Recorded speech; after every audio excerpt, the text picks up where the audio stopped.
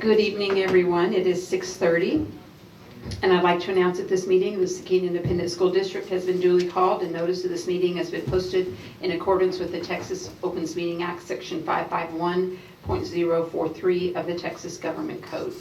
This evening, we have a special guest, Marlon Marquez from Weiner, 5th grader. She's going to lead us in the pledges, if she'll come on up.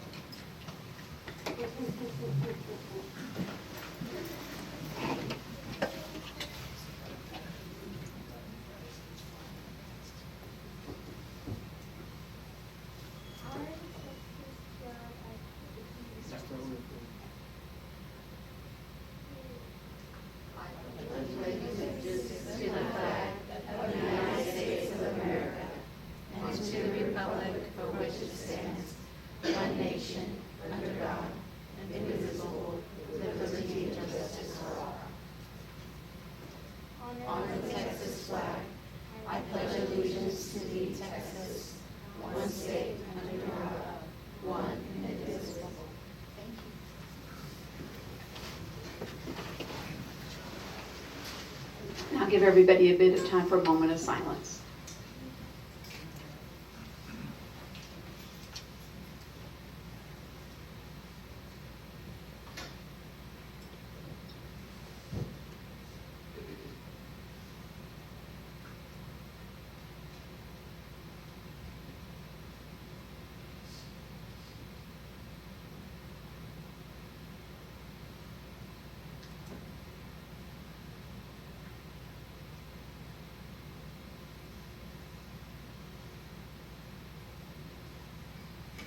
All right, first up this evening, we have Dr. Gutierrez with his announcements. Good evening, Matador Nation. It's been almost 2 years since the spring break of 2020 when we experienced the impact of COVID in our schools and community. Last month was one of the most difficult with the increase in cases and impact that we were experiencing when it came to staffing. Since then, the number of cases has decreased dramatically, and for the first time in a very long time, a quick check of our COVID numbers we update daily on the website reveals that currently we do not have a confirmed student or staff case in the district.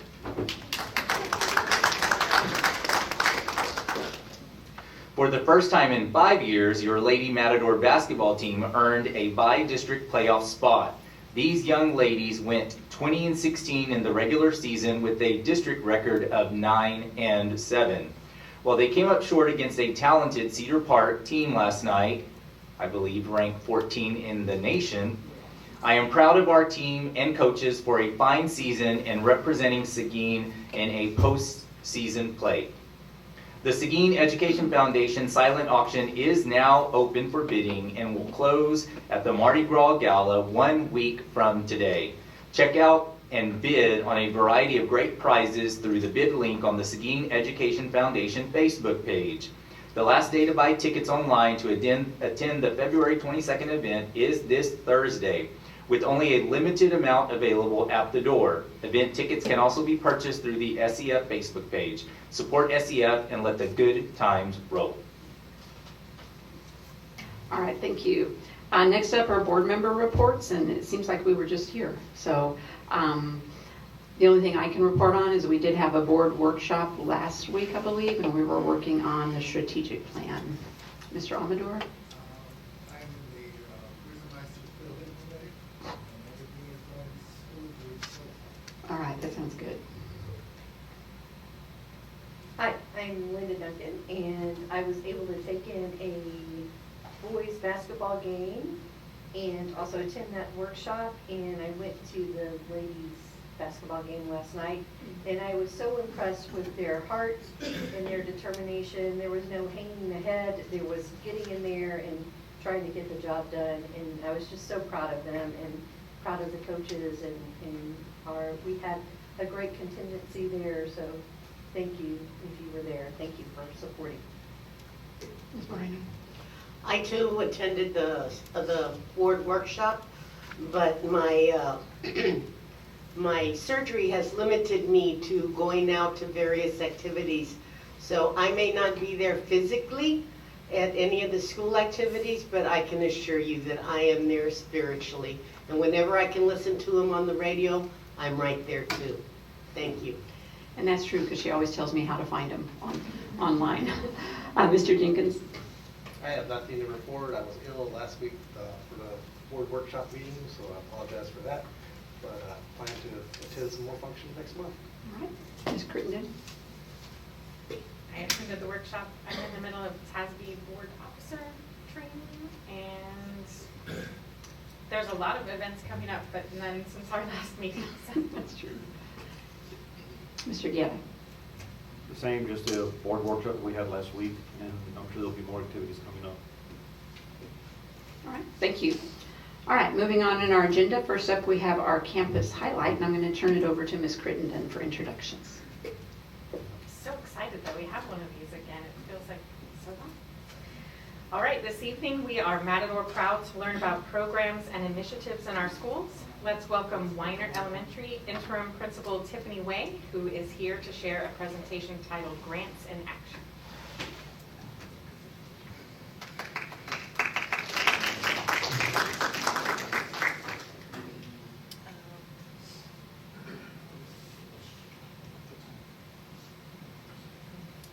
Just one moment, please.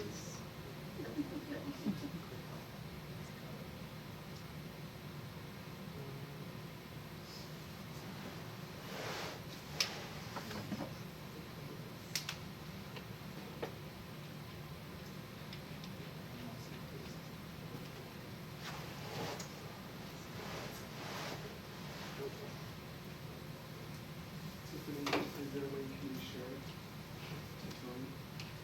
Or anyone else that is here. So.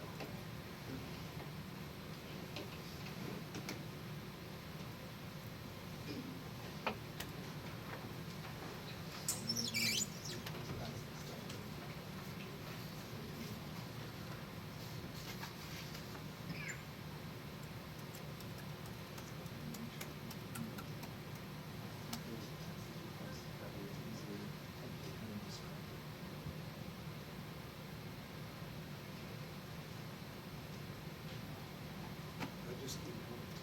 Thank you.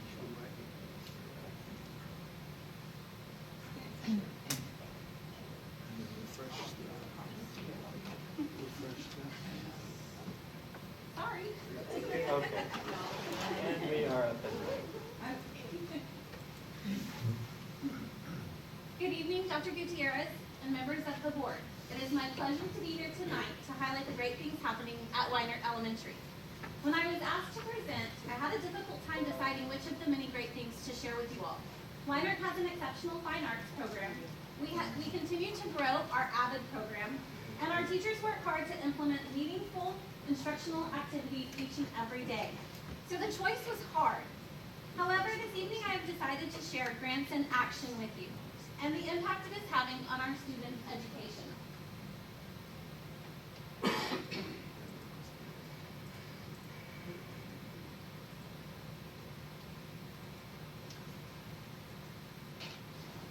My little movies might not show up on the screen. So, two of our teachers received grants from the Seguin Education Foundation. Mrs. Joby Alexius, who teaches Essential Academics, and Mrs. Vanessa Amador, who is a kindergarten teacher. Mrs. Alexius was awarded $675 to purchase a sensory pathway for the hallway. Mrs. Alexius says, all students can benefit from a consistent routine that helps them center themselves to be ready to learn. Some students struggle with frustration or anxiety throughout their school day that can have a negative effect on their learning opportunities.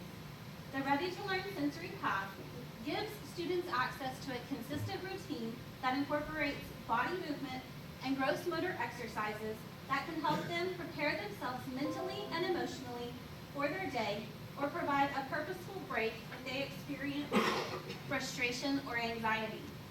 Students can take advantage of this opportunity to enhance their social emotional learning so they can enter or return into their classroom with a mindset ready to learn. Even though the stickers just recently came in, her students are utilizing the pathway on a daily basis to prepare for their day or to take a break to regulate their emotions. And Mrs. Alexius is excited for all students to use the sensory pathway. And you are all welcome to come by and check it out.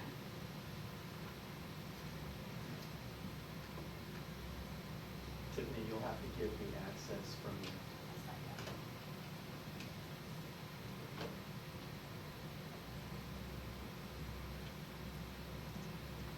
There's two of us. There should be 2 requests there. We'll refresh.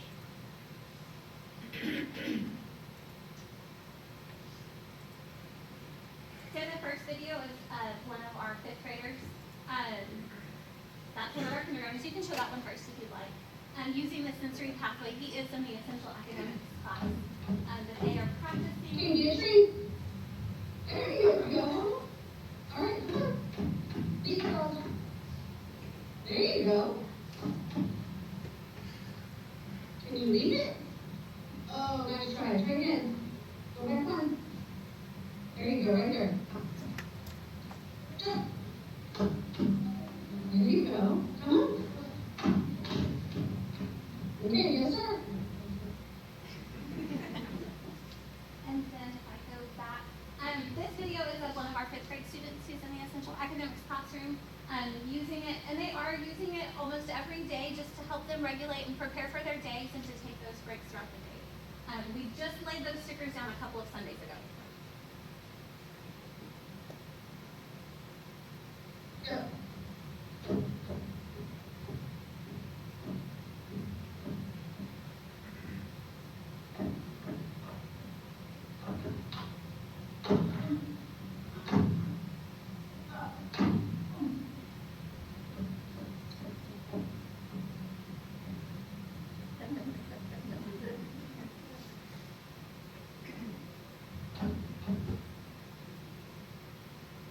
Miss Amador, our kindergarten teacher, was awarded $614.64.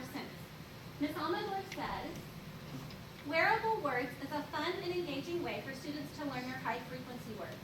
At the beginning of the week, students will begin by creating a bracelet with the letter beads and chenille sticks that make high-frequency words of the week, or the high-frequency word of the week. Students will use their word bracelet in their reading stories, their writing activities, and conversations throughout the week. By using wearable words, students will learn how to spell the high-frequency word, recognize the word in the books that they are reading, and use it in a sentence, and share with other students what they know about the word. For example, how many vowels, how many consonants, etc. Our goal is for students to progress from learning to read to reading to learn, and the wearable words help support the growth and development of academic vocabulary. Mrs. Amador is proud of the progress her students have made learning to spell their high-frequency words, but her students also love showing off their bracelets. Our Weinert family is grateful to the Seguin Education Foundation for awarding our team these grants. We are excited to see the continued growth of our students, both academically and emotionally, through the implementation of the tools purchased with the funds. I look forward to our teachers continuing to apply for grants to support our students at Weinert. We are Matador proud.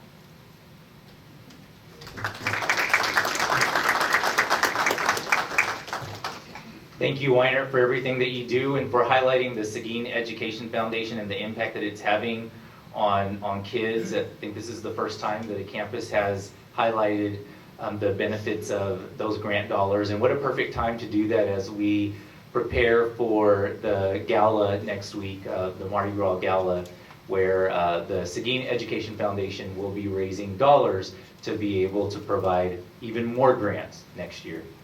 Thank you. Thank you all. All right, continuing on our agenda, we're now on to our student, staff, and board community recognition, and at this point, I'll turn it back over to Dr. Gutierrez. This evening, we are honored to recognize several of our high school seniors who have passed the requisite written and practical exams and earned their cosmetology operator license. And my understanding is that all of those present today are practicing cosmetology. So we are going to recognize and acknowledge these individuals who graduated back in 2021, 21, and celebrate their efforts. Our first student is Casey Garcia.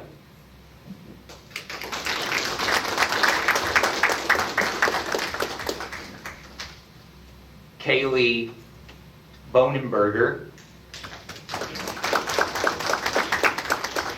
Lexi Bertling. Taylor Bodie. Daisy Gaitan.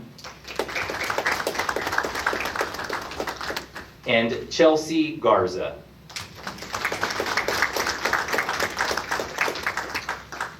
Our Seguin High School cosmetology program is made possible thanks to our dedicated teachers, Kamisha Bowie and Linda Guerra, plus our career and technical education director, Rick Boo. Thank you all so much for what you do for your students.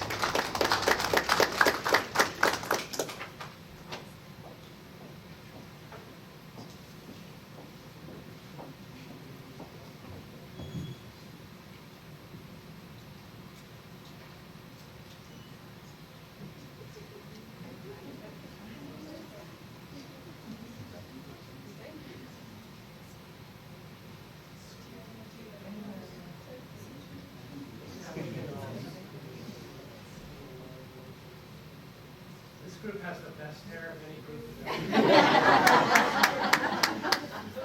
I mean,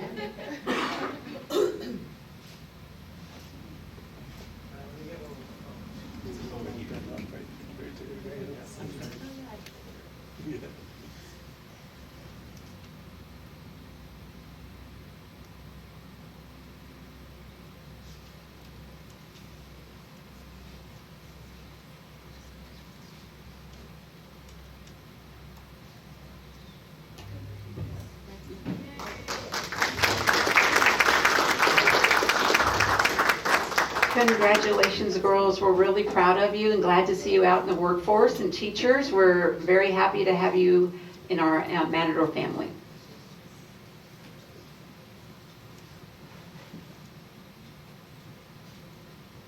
Now we move on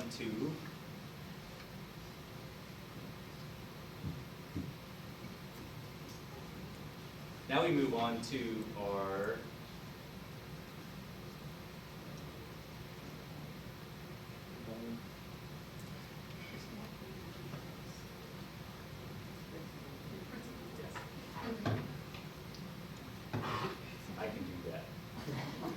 Each month, our campus principals designate deserving students who we honor during our regular board meetings every month. I am proud to say that 3 outstanding students are here with us tonight. Please come forward with your family when I call out your name. Our first student comes from Weiner Elementary. Marlon Marquez is a 5th grade student at Weiner Elementary School, and her teacher is Mr. Nava. Marlon is a hard-working student who is always willing to lend a hand and help her peers. She is a very strong and independent young woman who works well with everyone. Marlon is a natural-born leader who serves as student council president at Weiner. In her spare time, she loves to read. Her mother is Maria Velasquez. Congratulations.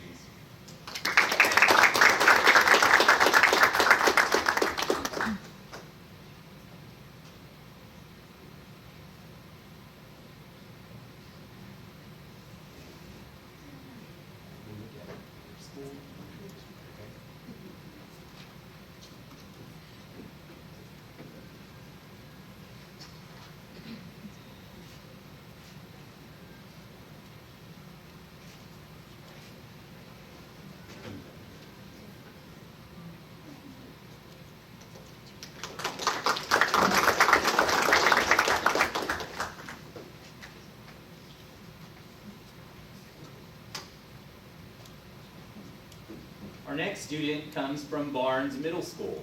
Addison Elkins is a 6th grade student at Barnes.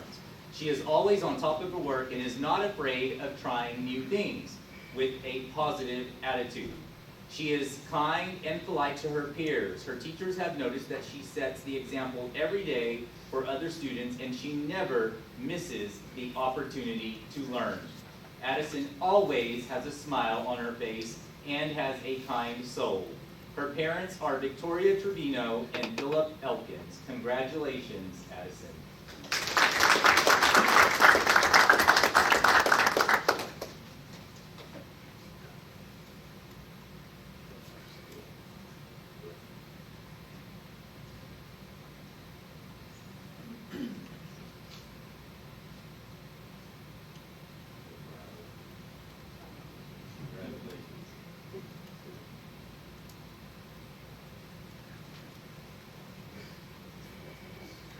We'll do a retake for Mr. Smith. Here we go. All right. Retake. Yeah.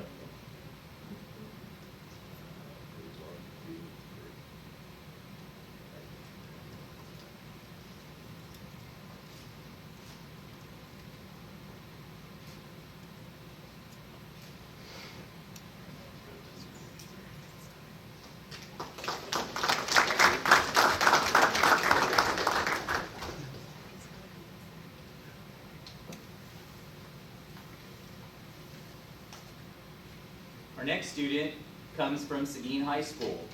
Adriana Vlasquez is a senior where she is a class of 2022 associate's degree candidate. During her Seguin High School tenure, she has maintained academic excellence despite being gainfully employed through most of high school. Currently, she maintains 2 jobs, one with Seguin ISD ACE and another with a local restaurant, while enrolled full-time in the Seguin Early College High School Associate's Degree program. Adriana has proven that hard work and determination has allowed her to successfully persevere through her high school journey. Most of the teachers and staff agree that Adriana makes every day a great day to be a Matador. Adriana's parents are Emilio and Noemi Vasquez. Congratulations.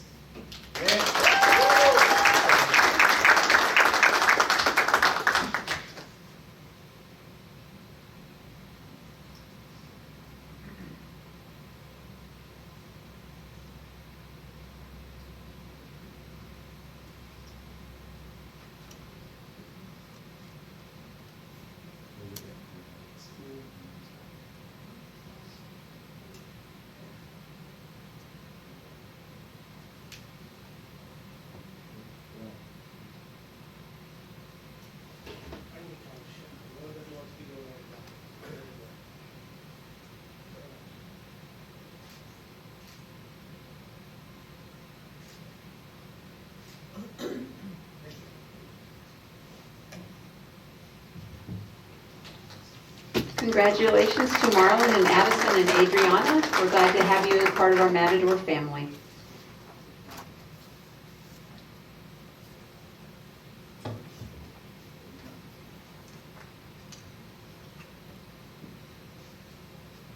This next award is always very special. It is the Superintendent's Monthly Apple Award. Tonight's honoree has a proven track record of going above and beyond for the students of Seguin ISD on a daily basis. She has served the district for 17 years as an educator. She taught for 9 years before becoming an instructional coach for 2 years. She then served 3 years as an assistant principal and is currently in her 3rd year as principal. With a willingness to take additional responsibilities, she is a leader that teachers want to work for since she provides timely feedback and follow-through. In her current role, her school has a renewed culture of academic growth and focus. Let's have a hand for our February Apple Award winner, Vogel Elementary School Principal, Rhonda Uvela.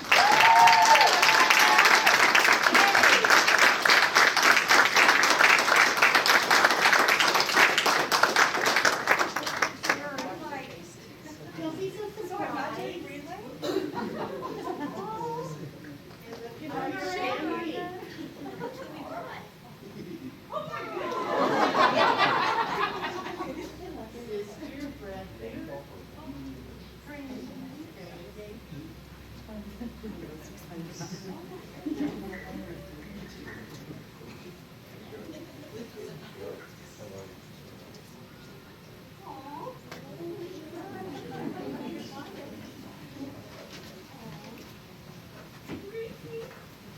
my God, I'm shaking.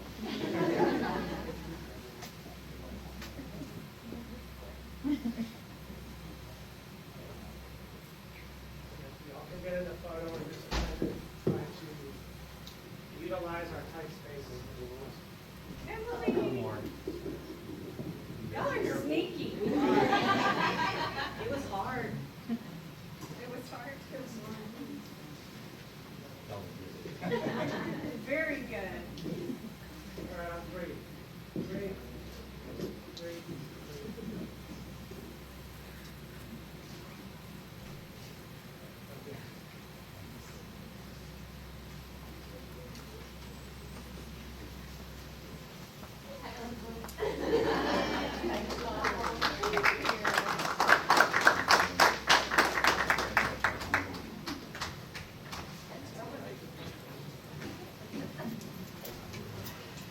Congratulations, Ms. Uvula, that is well deserved.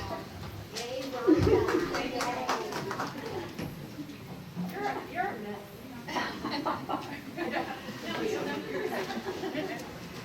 Okay, next up is item 3 on our agenda, which is audience with the board. The Seguin Board of Trustees designates a time for audience participation beginning of each meeting to hear persons who desire to make comments in accordance with board policy BED local.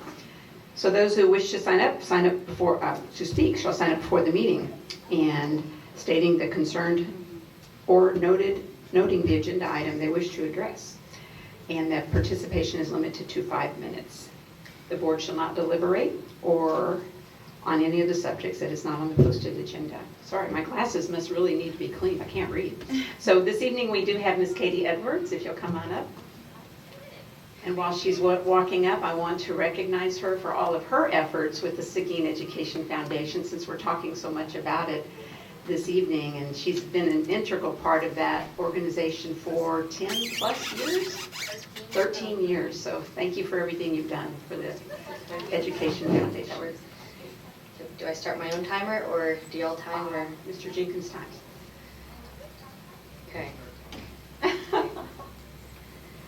Good evening. I'm Katie Edwards. I'm a previous employee of the district, and I have served on many school-related committees and organizations. I'm a proud parent of 2 students and a business owner in Seguin. I'm very proud of our district, and I'm an advocate for its success. However, I am concerned about the lack of inclusion and of parents in the community in the planning of the school calendar. This is not the first time I have voiced my concerns to members of the school board or members of central office. As a board, you sometimes are provided with a final product without knowing the process or planning leading up to it. The calendar is discussed and drafted and created by the Teacher Community Council, or TTC, and at a district level, and the committee consists of teachers and a few school counselors. After several discussions, 2 draft calendars were presented in the December meeting and were approved by the TTC.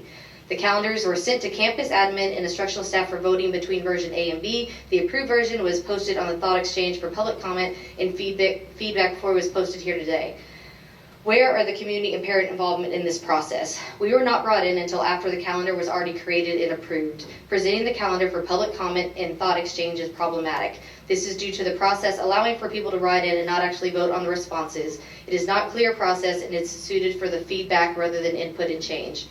Seguin is a small town. One heart, one Seguin, or one town, one team. Whatever your slogan is, it applies the same thing, which is that our community is tied to our school district. What affects one, affects the other. So who are we as a community? We are a manufacturing and service town. Excluding SISD and TLU, the top 10 employers in Seguin are Caterpillar, Vitesco, CMC, GRMC, Tyson, Guadalupe County, City of Seguin, and HEB. I contacted all these businesses, and the majority responded with answers pertaining to their basic benefits and paid state off. What do these businesses have in common? First, there are very few to no work-from-home jobs. Second, the majority is shift work, and because of this, in the assembly line duties, employees cannot take off for just part of their shift, nor can more than 10% of a station be request off or be off at the same time without having to shut down that part of the business. While many businesses are very generous, they do notice that there's an increase in requests for last-minute call-ins on days that the schools are closed. Based on the proposed calendar you are voting on tonight, excluding major holidays, you could count roughly 27 non-holidays where SISD is closed and 4 Wednesday early release days. This excludes anything over the summer, actual sick days for the parents or student, or any bad weather or unforeseen circumstances that may arise. This February, excluding the bad weather days that just happened, there are 4 days off, and tomorrow there's an early dismissal, so 5 scattered days that affect working parents. The most generously paid days are provided by Caterpillar and Vitesco. However, because they're shift and they have to be used in 10 to 12-hour increments, that still only equates to 11 or 12 paid days off a year.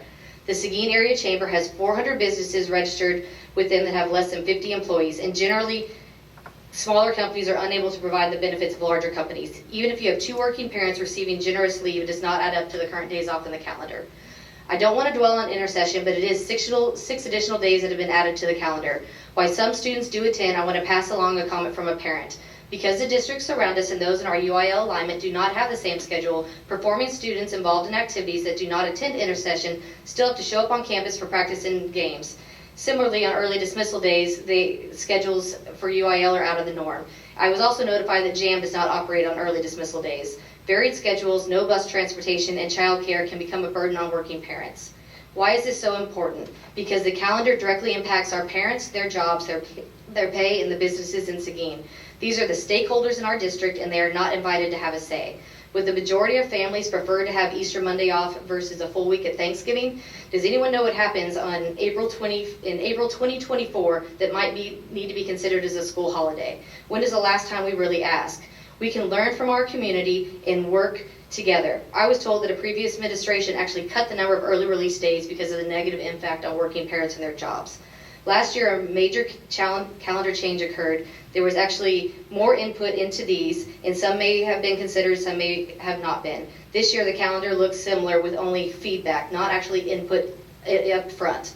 Across the state, communities are involved to provide input to the calendar in multiple ways, either by inclusion in a calendar committee, a survey ahead of time, or by the opportunity to vote in the 2 final versions.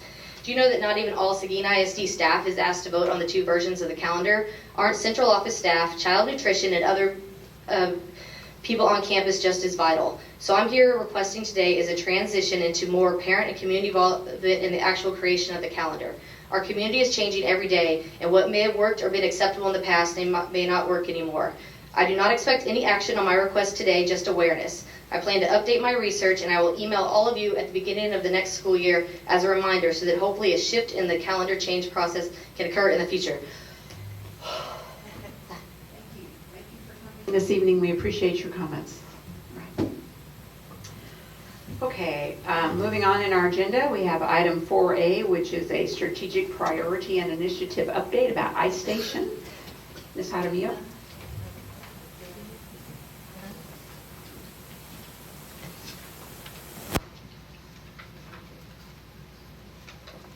Let's look at some data. Yes. Good evening, President Thomas Jimenez, Dr. Gutierrez, and the board. I will be presenting on Ice Station. As you know, everything is tightly aligned to our strategic priorities and our superintendent and board goals. Increasing our K through 3 literacy proficiency is our top priority, and we are continuing to do that. So here is our Ice Station data. When I had to share this presentation, we were still testing in February. So this is actually January 2022 data, and then I have February's data written down. So in kindergarten, we are looking at 36%, and this is English, 36% of students reading on level. In February, we've moved to 42%. First grade, in January, we had 40% on level. We remained at 40% in February. Second grade went from 48% to 51% in February, and third grade 50% to 53%. So while we did maintain in first grade, I know I have talked with you a lot about Ice Station, but we expect a 2% or 2-point increase every month, and so we are hitting our targets with our students. This is 4th through 8th grade English data. Again, 4th grade went from 50% in January to 48% reading on level in February, and 5th grade remained at 54 in January and February. 6th grade. So our secondary campuses take iStation 3 times a year, beginning, middle, and end. And so they did take the January ISIP, but they did not take the February ISIP. So the data from January is 42% 6th grade reading on grade level, 30% in 7th grade, and 29% in 8th grade. That is where we are falling currently. This is our K3 Espanol data. And again, we've got kindergarten, 33% reading on grade level in January, 44% now in February. 1st grade, 45% on grade level, and now we're at 39%. That's really interesting to me, so I'm gonna have to dig a little deeper as to what happened for that one, because that's a significant drop. 2nd grade, 23% to 22%, and 3rd grade, 37 to 37. Do note again that this is English dominant students and Spanish dominant students, so every day looks different for them, and so that could be due to just the student and the performance. They take both ISIP assessments, the English and the Spanish, so I'll need to go back and check and make sure teachers took them on different days. Sometimes if students were out due to COVID, they may have tested them on the same day, which could cause a significant drop in data.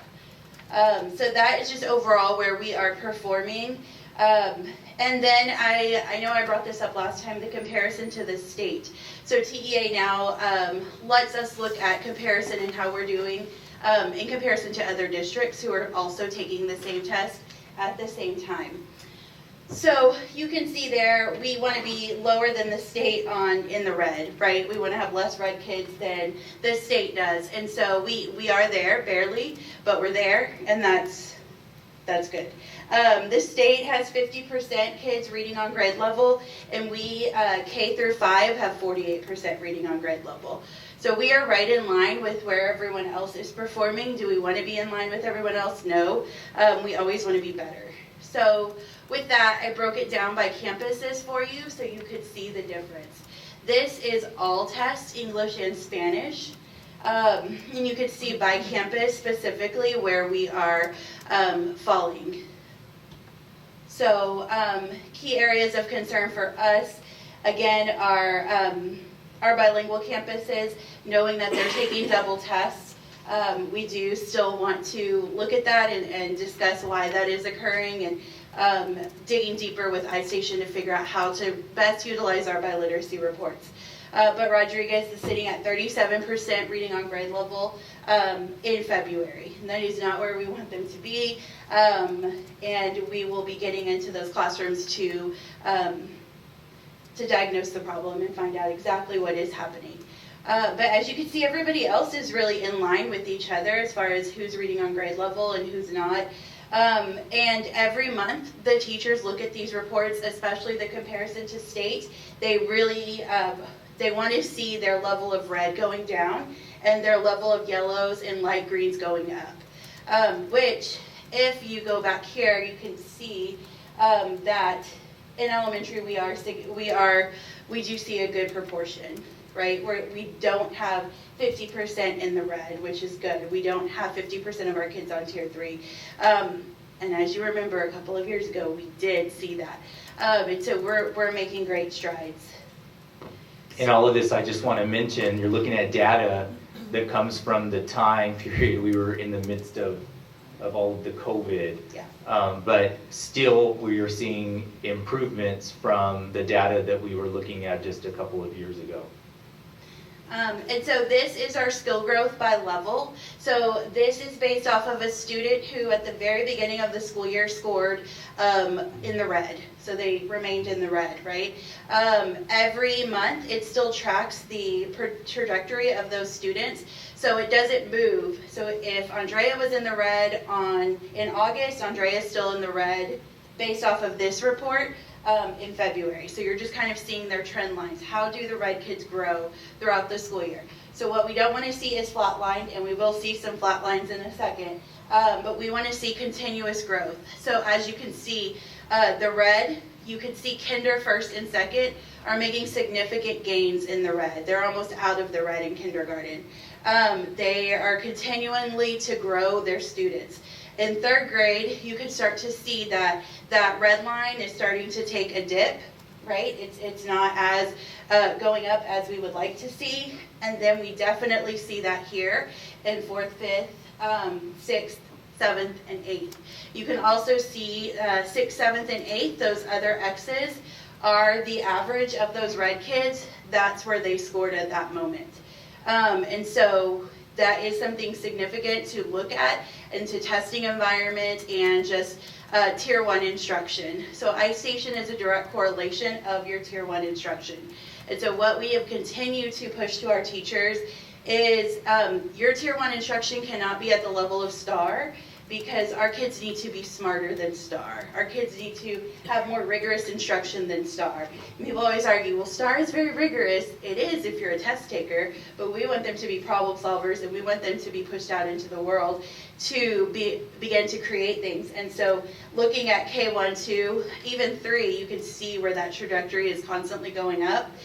When we get into STAR-specific grades, that trajectory stays flatlined. And these are conversations we are having with our teachers. There is slight growth and slight improvements in 4th and 5th, but you can see the stagger there. This is our Spanish. Again, you could see those movements up. But again, there's not a good test to test a student in English and in Spanish, and don't want to make excuses for our students, but there really isn't. It's hard. And so finding a test that will be able to do that in both languages at high quality is very difficult. But you can see again, the 2nd and 3rd are flatlining, and we need to continue to have those conversations about those specific students and what we are doing to support them. So our next steps, we're continuing to monitor student by student at the campus and district level monthly. Using our data to drive small group instructions and goal settings with classroom teachers and with their students. We did hire our ESSER-funded interventionists at each of the elementary campuses. They are pulling based off of iStation data. So every month, all interventionists come to central office and they dissect the data. They make brand new groups. And then there is a group that they then go back to their campus and they pool all of their students. So what that looks like is they're flooding a grade level. So during kindergarten intervention, kindergarten teachers are pulling students, and then the interventionists are flooding the grade level. They're going in with their paras, the bilingual interventionist, whoever else is there, and they're making the smallest size groups. So that way it's the smallest number of students with teachers for 45 minutes doing very targeted, specific intervention instruction. That's where we're seeing our gaps closing. Where that could be tighter, again, is STAR-tested grades. And that's a discussion that Mr. Cantu and I have with our principals all of the time. Is just remember, yes, we need to get them ready for STAR, but we also have to close gaps. And so we've got to always remember that and utilize that intervention time for targeted intervention and not STAR prep. And we are doing much better at that than we have in the past. But as you can see with the data, we do have some flat lines, and we will continue to push. Any questions? I looked right at you. I was ready for you. If I were a student, how long do I have to take it? Is it a timed assessment?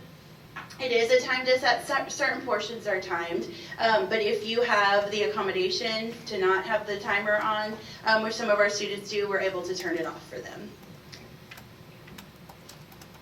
What kind of interventions are happening for the middle school level? So for middle school intervention, looks different at both campuses. Our Barnes is working with RSSP, who is a TEA-funded, Mark, you may have to help me, a TEA-funded program that has helped them dissect all of their students and really put them in targeted groups. And so during their tour time, they are in specific groupings and looking at specific resources based off of what they need. So their lowest students are doing Book Nook, which is an online platform that TEA has helped us purchase.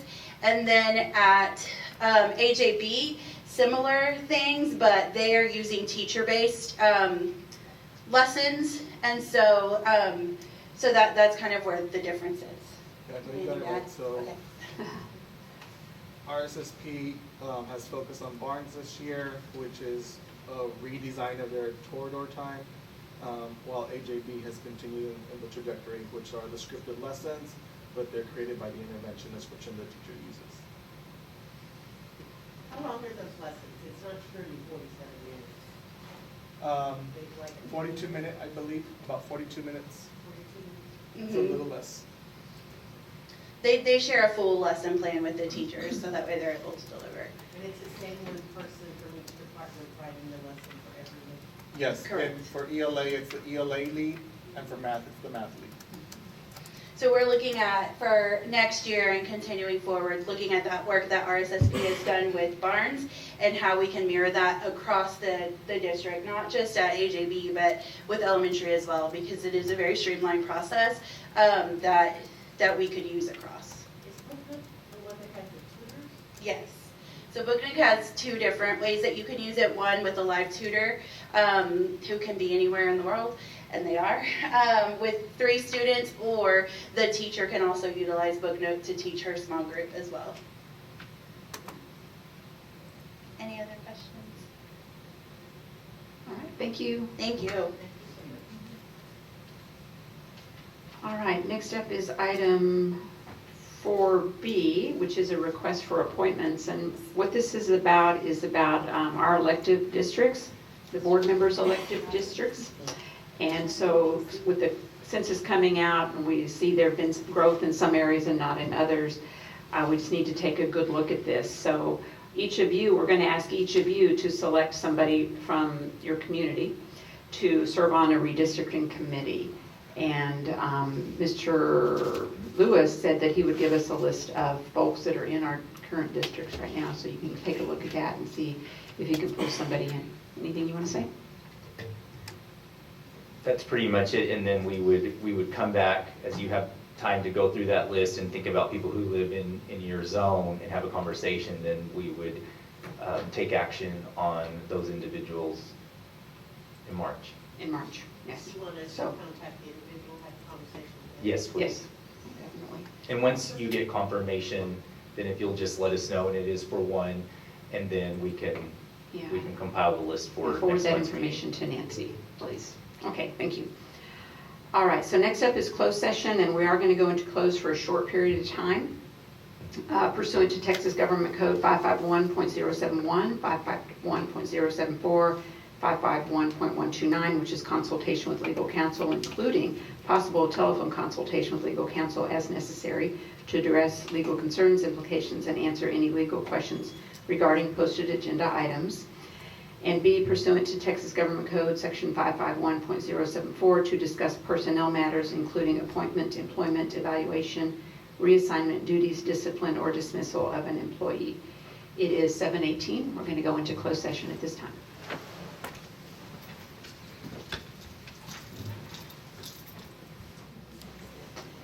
All right, it is 7:33, and we're going to reconvene into open meeting, and we'll be taking no action on things discussed and closed. All right, next up on our agenda are consent agenda items. BE local states that the consent agenda shall include items of a routine and/or recurring nature grouped together under one action item. All such items shall be acted upon by one vote without separate discussion unless a board member requests that an item be withdrawn for individual consideration. The remaining items shall be adopted under a single motion and vote as applicable. So in our consent agenda items, we have item 7A, approval of board minutes of the emergency meeting January 18th, 2022, the public hearing January 25th, 2022, and regular meeting January 25th, 2022. B, approval of tax collection reports for January 2022. C, approval of donations received in January 2022. D, Seguin ISD resolution regarding the Office of the Governor's Truancy Prevention Grant. E, information regarding purchases through the PACE Purchasing Co-op for a total cost of $57,498. And F, acknowledge the Public Information Act requests during January to February. Does anybody want to pull any of these for individual consideration? If not, do I hear a motion for approval? Mr. Amador, do I have a second? Mr. Guerra? No further discussion? All in favor, raise your right hand. Opposed, same sign. Motion carries 7-0. Next up, our action item. We have one action item, which is approval of the school calendar for the 2022-2023 school year.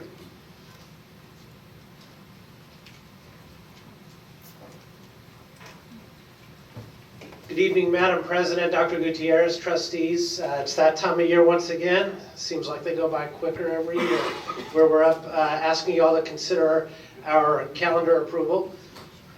We have the exhibit for you, and we also outline in the agenda items some of the highlights of the calendar. As you know, our process for going through the calendar approval process begins with the Teacher Communication Council. We started that back in the fall, and we started with getting input on intercession. We wanted to know what our teachers thought, what their feedback was, going back to their campuses and gleaning that feedback from their fellow educators on campus to report back to us thoughts on intercession, how we can improve it, what did the days work that we had in the 2020-2021 calendar. So that's kind of where we started. We went with a blank slate. Essentially, we gave them a mock-up of the calendar of 2020-2021. We talked about some of the items that we want to see carried over. For example, some of the holidays, intercession, having 3 days. We asked them about, does 3 days work? Do we do more?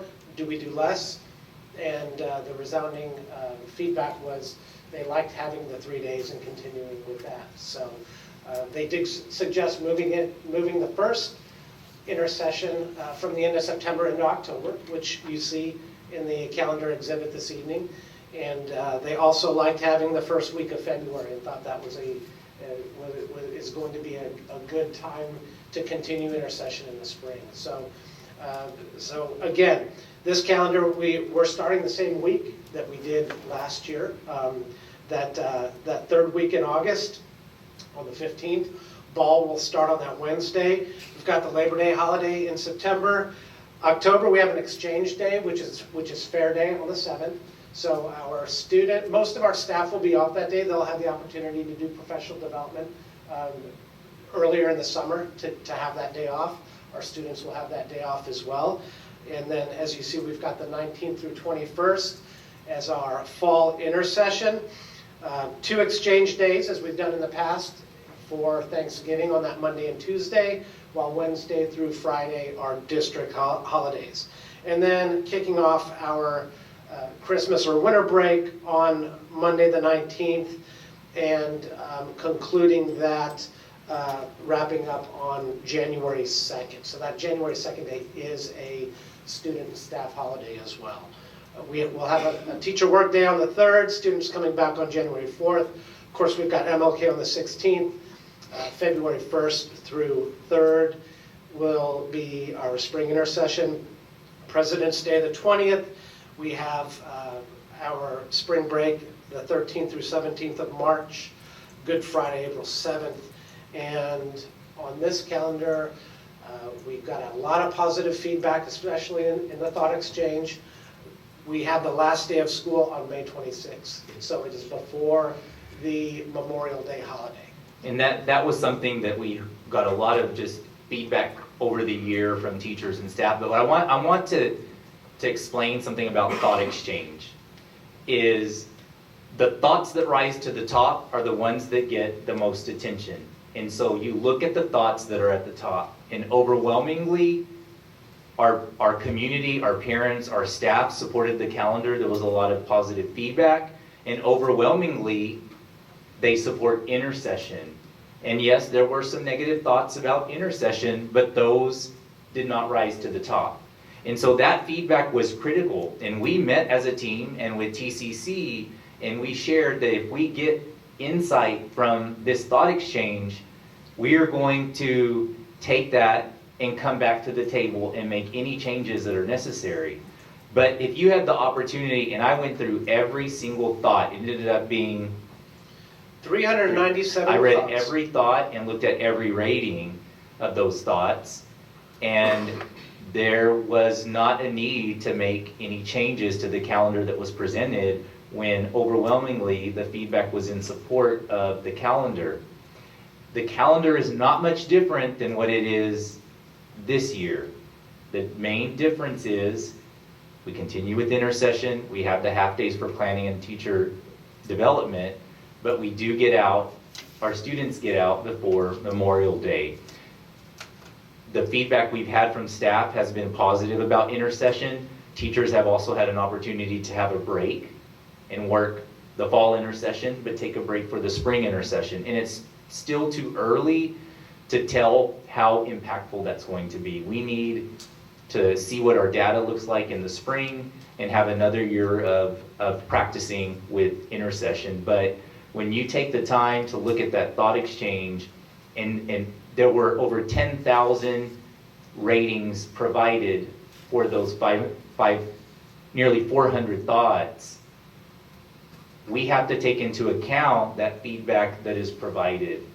And the tool that we utilized was the thought exchange, which is a new component to the calendar, which has historically been driven and created by the TCC. Last year we had the parent task force that worked with the TCC to develop the calendar that we have this year, and really this calendar mirrors last year's. And so we'll continue to think of ways to further solicit feedback from our parents. And I think that the thought exchange was truly a powerful tool, and there was a high level of engagement and participation. When you think about it, there were 10,000 ratings. That's significant. We even received feedback from Thought Exchange about just the level of engagement that the thought received compared to what other districts are doing that are much larger than ours. I'm curious, it was brought up earlier in the moment to be heard. Have we ever heard from community members in the form of businesses about the half-a-day being a hindrance to employers?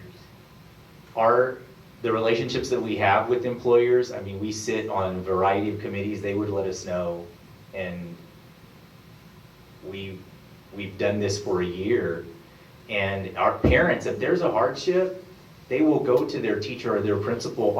Our teachers and our principals are very flexible, and there have been circumstances, but we have had minimal concerns that have been raised by business leaders, community members, and parents regarding our half days and our intercession days.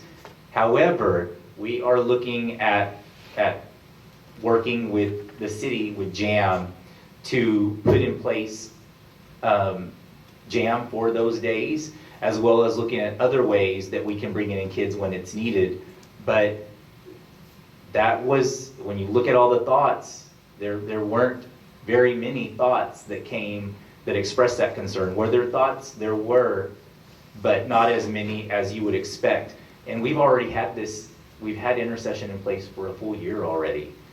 And we've not had any issue with it. And our principals will listen. There are cases when a parent says, I need my kid in school, and we're not going to, we don't deny kids coming to intercession. We're not going to deny them. So what we weigh heavily on is the data that we have from this year's calendar with what we've experienced with our half days and intercession, on top of a thought exchange that was highly engaging.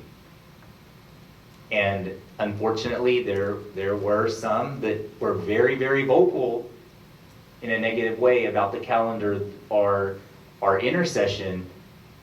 But when you look at that collective data that we have with the thought exchange and from campuses, there's not a lot of concern there. When you talk about JAM, is that just for the half days or for the intercession days as well? We're looking at working with JAM for the intercession days. I saw they were doing spring break this year again. So we want to be able to have that support in the case that additional parents request that. With the ACE program after school, ACE, very similarly, doesn't operate on those days, They're gonna start half days. but they are going to start half days. And even with that, our parents have become accustomed to ACE. Didn't have a lot of pushback regarding that, but we are trying to find ways that we can support those that cannot stay home with their children. In the years to come, will the community still have input into the calendar? Absolutely, and when this calendar was developed by TCC and we were working with them, we didn't want to create a second calendar just to create a second calendar that people could vote on that would just maybe have a difference of a holiday just to go through the motions of voting. Again, this calendar is very similar to the current calendar, but the feedback was important and we were ready and willing to make necessary changes based on that feedback. But at the end of the day, when we received that feedback, there wasn't enough data to indicate that we needed to make changes and remove intercession or remove a certain holiday or anything of that nature. And that was the purpose of the thought exchange. Thank you. How does it work with that one day that's a staff in-service day, but it's also a intercession day in October? Yes, that day, one of the necessary things that we have to base this calendar off of is 187 teacher days, because that's their contract. So in order to make that work, that will be an intercession day, but it will also be a teacher work day. So teachers will have to essentially come in to work that day unless they take that day off. But obviously, it's an intercession day. We won't have, the mandatory student attendance that day, but we will offer it as a work day for teachers.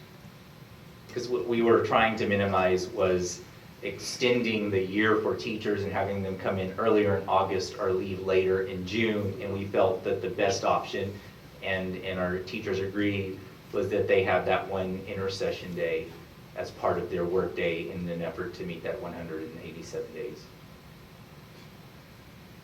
So the TCC reps go back to their campuses and presented the two calendars to their Yes, ma'am. campuses? Yes, ma'am, they did. And the overwhelming feedback from our campuses was in support of this calendar that's before you today. We did have one campus that preferred the other option, 56.3% to 43.8%. But the remainder were definitely in favor of the calendar that we're discussing right now. Any further discussion? All right, I'd like to entertain a motion for approval. Okay, Mr. Amador, do I hear a second? Mr. Jenkins? All right, all in favor, raise your right hand. Opposed, same sign. Motion carries 7-0. Thank you, Mr. Hopkins. All right, last up on our agenda are any requests from the board, comments. Anybody have anything? Mr. O? Just wondering, could we have a little discussion, training, whatever it is, or presentation on the purchasing boards? On the buy board? Yes. Okay. The function, why was it created? Absolutely. Okay. There you go. Tony would love to do that. He enjoys presenting those kinds of topics to our principals. We're ready right now if you'd like. Well, if there's nothing further, do I hear a motion to adjourn? Mr. Amador and Mr. Jenkins second, all in favor? I guess we're all ready to go. We got 7-0. Thank y'all.